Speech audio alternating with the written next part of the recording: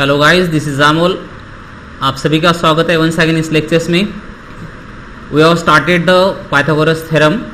So in this topic we have learn about the some theorems, similarity and right angle theorem.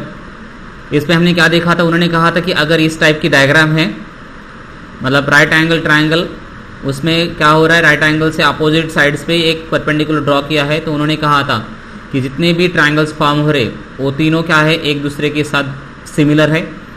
उसके बाद हमने कहा था कि ज्योमेट्रिक मीन का थ्योरम क्या है, अगर सेम इसी टाइप का अगर कोई डायग्राम है तो हम कहते थे कि क्या अब वो ट्रायंगल तो अपने आप सिमिलर होंगे, तो क्यू एस का स्क्वायर किसके बराबर होता है, P S into S R के प्रोडक्ट, इतना ये भी ध्यान में रखना है हमें। उसके बाद हमने देखा था कि पाइथागोरस थ्योरम, यहाँ पे जो क्यूएस है इसे हम ज्योमेट्रिक मीन बोलते हैं इन दोनों का।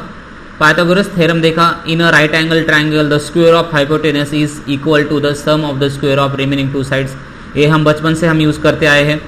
उसका कॉन्वर्स क्या था कि अगर कोई भी ट्रायंगल में, इन अ ट्रायंगल, वहाँ पे राइट एंगल है या नहीं पता नहीं है, if a square of one side is equal to the sum of the square of other remaining side, अगर ऐसे दिखता है तो डेफिनेटली वो ट्रायंगल कौन होता है, राइट एंगल होता है। ये चीज़ें भी ध्यान में रखनी है, मतलब इनिशियली इस टॉपिक में बहुत सारी चीज़ें ध्यान में रखनी है। उसके बाद उन्होंने कहा था कि let's remember the some useful properties, मतलब प्रॉपर्टी कौन सी, एक राइट एंगल ट्रायंगल है जैसे कि 30, 60, 90 का, तो 90 की अपोजिट वाले साइड का और हाइपोटेनस का क्या रिलेशन है वो भी ध्यान में रखना था। जैसे कि यहाँ पे उन्होंने कहा है if one side of is half of the hypotenuse then opposite angle अपने आप क्या हो जाएगा, 30 डिग्री होगा। इस थ्योरम का अपोजिट है। सो इस तरह से बातें हमने की थी 60 के बारे में, 60 के बारे में √3/2। सो किस तरह से सॉल्व किया था प्रीवियस वीडियो में हमने कंप्लीट किया था। उसके बाद हमने सॉल्व एग्जांपल्स भी किए थे और solve examples totally based on this theorems थे।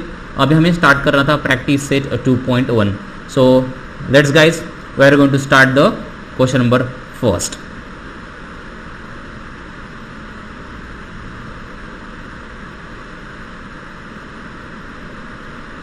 So here is question number first. How to solve this? How to tackle this?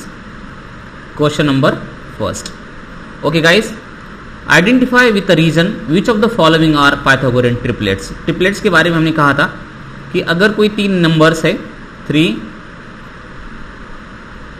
Numbers है, उसमें से जो बिगर का स्क्वायर अगर बाकी रिमेनिंग नंबर्स के स्क्वायर के एडिशन इतना होता है, तो ये तो तीनों नंबर्स क्या होते हैं, ट्रिपलेट्स। तो यहाँ पे हम वही चेक करेंगे। सबसे पहले हम फर्स्ट को चूज करेंगे, 3, 5 और 4। तो गाइज हियर क्या है, 5 स्क्वायर इज इक्वल्स टू 25, हाँ सर।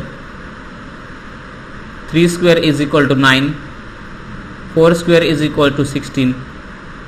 क्या यहाँ पे इक्वेशन फॉर्म हो रहा है, हाँ सर। कैसे हो रहा है, 3 square plus 4 square is equal to 9 plus 16 will get the 25। इसका मतलब क्या होगा, 3 square plus 4 square is equals to 5 square. अगर ये इक्वेशन मैच होता है सो हम बोल सकते हैं 4, 3, 4 एंड 5 आर पाइथागोरियन ट्रिपलेट्स। ये था फर्स्ट क्वेश्चन। सेकंड क्वेश्चन के बारे में बात करते, 4, 9, 12 के बारे में चेक करते। Question number second, 4, 9 and 12। Bigger कौन है, 12।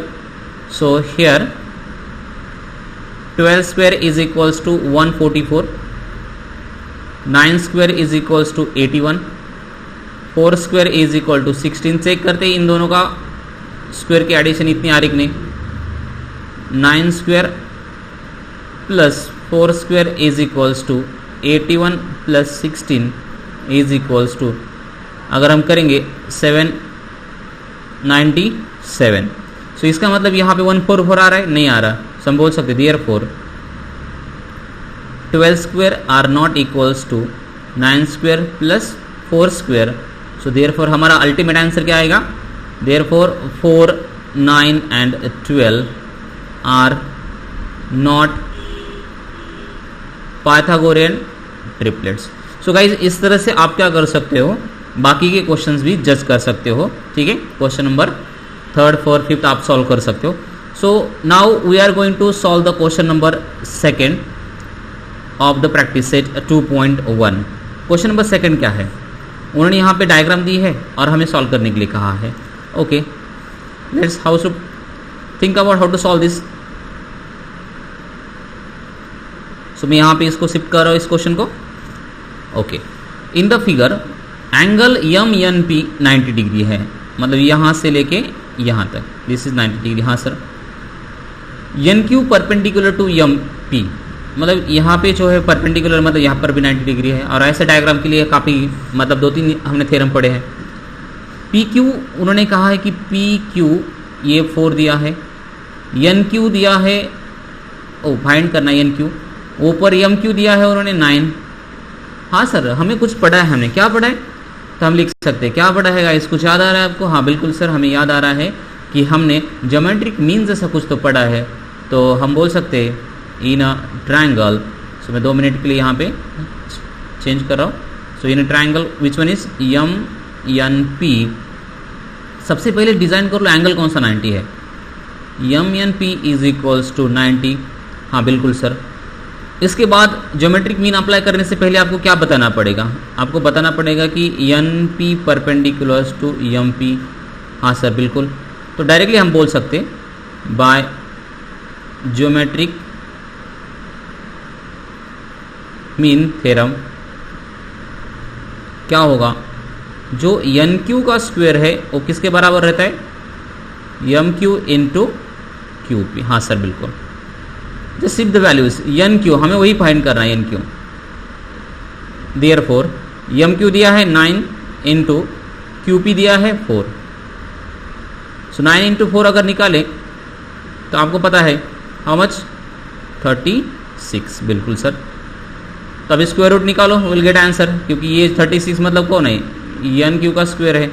Therefore N Q is equals to how much, 6 unit. तो ये था क्वेश्चन नंबर सेकंड। जैसे हम क्वेश्चन नंबर सेकंड हम टैकल करते हैं, हम क्वेश्चन नंबर नेक्स्ट की तरफ जाते हैं, that is question number third.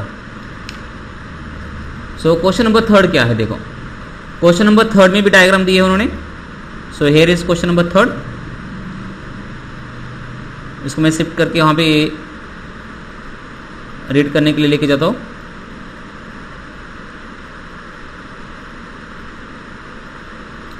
यहाँ पे क्वेश्चन नंबर थर्ड क्या है, उन्होंने कहा है कि इन the figure Q P are 90 है, मतलब इस तरह से कुछ भी नहीं है, वही ऊपर कई डायग्राम है, बस उन्होंने बस स्विंग की है, रोटेट किया है। P M perpendicular to Q R, P M perpendicular to Q R, मतलब यहाँ पर भी 90 है, पर जानबूझ के दिया नहीं आप कन्फ्यूज होने के लिए। तो ये जो लाइन है ये स्ट्रेट है, Q dash M dash R. P M is equal to 10, मतलब पी एम ये 10 है। अच्छा, मतलब यहाँ पे 90 है और यहाँ पर भी 90, इसका मतलब ज्योमेट्रिक मीन अप्लाई कर सकते हैं। पी एम 10 दिया है, क्यू एम 8 है, क्यू एम 8 यहाँ से, तो डेफिनेटली एम आर पूछेंगे। तो उन्होंने एम आर पूछा नहीं, क्या पूछा है उन्होंने, क्यू आर। तो एम आर जब तक नहीं निकलता तब तक क्यू आर नहीं मिलेगा, तो हमारा टारगेट क्या है, पहले एम आर निकालना। सर बिल्कुल, तो हमारा सोल्यूशन कैसे रहेगा, आप डायग्राम निकालोगे, क्वेश्चन लिखोगे और हमारा सोल्यूशन इस तरह से होगा। So in a triangle Q P R, इसमें क्या है, जो एंगल 90 का वो पहले बताओ, Q P R is equals to 90 degree, बिल्कुल। उसके बाद परपेंडिकुलर भी बताओ, therefore and segment P M perpendicular to Q R, इतना दिया उन्होंने, तो हम डायरेक्टली अप्लाई कर सकते बाय ज्योमेट्रिक मीन। क्या है ज्योमेट्रिक मीन से, हमें पता है ज्योमेट्रिक मीन मतलब ये जो हाइपोटेनस की तरफ जाने वाली जो लाइन परपेंडिकुलर होता है उसका स्क्वायर होता है geometric mean. So P M square is equals to किसके बराबर, इन दोनों का product, that means Q M into M R. हाँ बिल्कुल, सो पी एम दिया है उन्होंने 10 square is equal to Q M दिया है 8 इंटू एम आर निकालना है। उन्होंने एम आर पूछा है नहीं है, बट हमें निकालना पड़ेगा। तो यहाँ पे I can write here therefore 100 is equal to 8 as it is into M R. So 8 opposite side को स्विंग कर सकते हैं, बिल्कुल। तो किस तरह से दिखेगा, M R is equals to 100 upon 8 is equals to 12.5 units.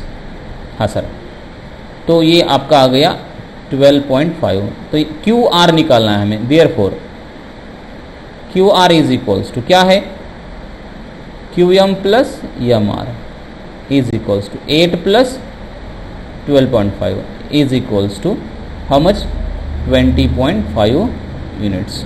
तो इस तरह से हमें क्यू आर मिला जो हमें फाइंड करना था क्वेश्चन के हिसाब से। पॉइंट क्लियर, यहाँ पे हमने क्यू आर फाइंड किया। ओके, ये था question number 3। Now think about the question number 4 guys.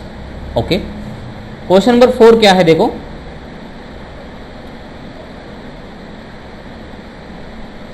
In the figure find RP, RP मतलब हाइपोटेनस, क्योंकि ये 90 डिग्री है। कुछ इंफॉर्मेशन डायग्राम में दी जाती है, ये 30 है, अगर ये 90 है तो ये 60 होगा, सबको पता है। 30 60 के अपोजिट, 90 के अपोजिट, 30 के अपोजिट वाली साइड हाइपोटेनस की कैसी होती है, हाफ होती है। हाँ सर, हमने कहाँ पे देखा है, एक थ्योरम में देखा था। तो इस क्वेश्चन को भी हम क्या करते हैं, कॉपी करके लेते हैं ताकि आपको अच्छे से एक्सप्लेन कर पाओ।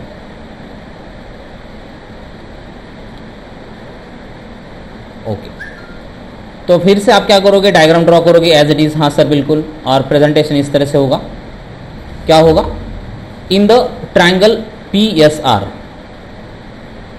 In triangle P S R, बिल्कुल सर। उसमें क्या दिख रहा है आपको, एंगल एस जो है 90 डिग्री है। हाँ बिल्कुल सर, इतना तो दिख रहा है।